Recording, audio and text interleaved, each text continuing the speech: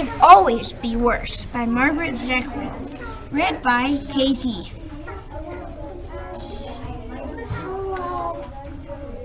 Once upon a time, in a small village, a poor unfortunate man lived with his mother, his wife, and his 6 children in a little one-room hut. Because they were so crowded, the man and his wife often argued. The children were noisy, they fought in the winter, and the nights were long and the days were cold. Life was especially hard in the hut. The hut was full of crying, quarreling. One day, the poor unfortunate man couldn't stand it anymore. He ran to the Rabe for advice. "Holy Rabe," he cried, "things are a bad way with me, and getting worse. We are so poor that my mother, my wife, and my 6 children and I all live together in one small hut. We are too crowded, and there's so much noise. Help me, Rabe. I'll do whatever you say." Rabe thought, and he pulled his beard. At last he said, "Tell me, my poor man, do you happen to have any animals, perhaps a chicken or 2? "Yes," said the man, "I do have a few chickens, also a rooster and a goose." "Ah, fine," said the Rabe.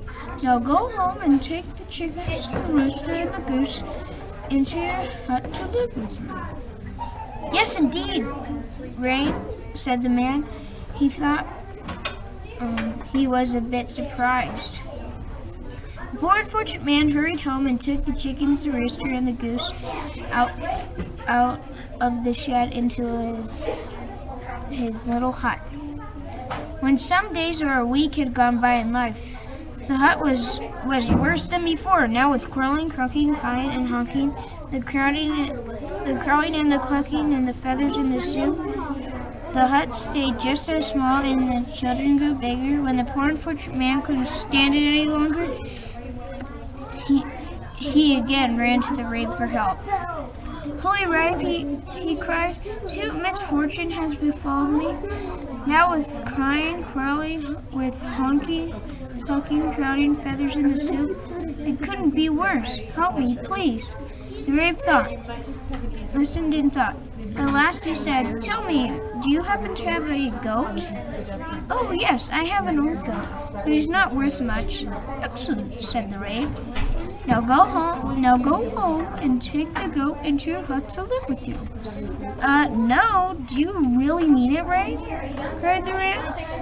"Come now, my good man, and do as I say at once," said the Rabe. The poor unfortunate man trampled back home with his head hanging down and took the old goat into his hut. When some days or a week had gone by in life, the little hut was much worse now, with crying, quarreling, honking, crowding, and the goat went around pushing and biting everyone with his horns. The hut seemed smaller and the children grew bigger. When the poor unfortunate man couldn't stand another minute, he ran again to the Rabe. "Holy Rabe, help me," he screamed. "Now the goat is running. My life is a nightmare," said the Rabe.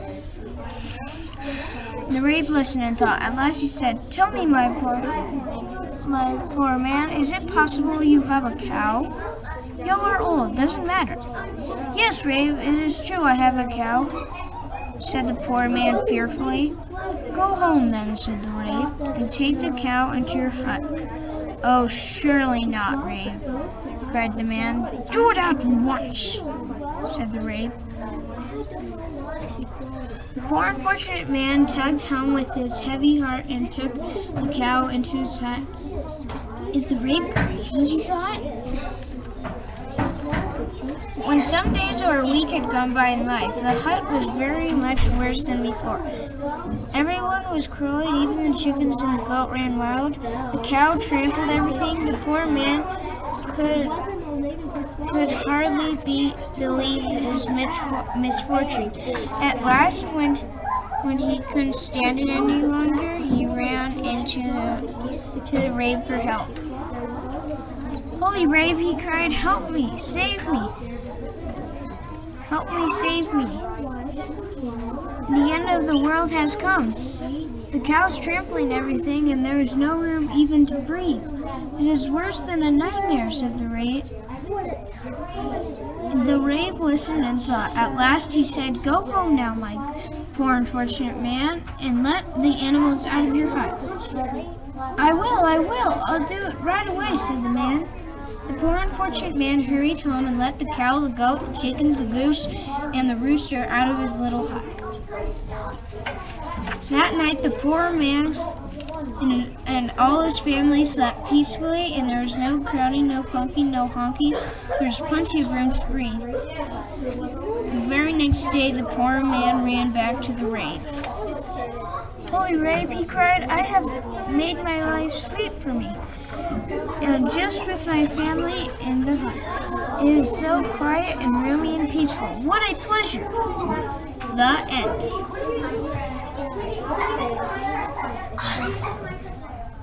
I am dedicating this book to my sister Carly.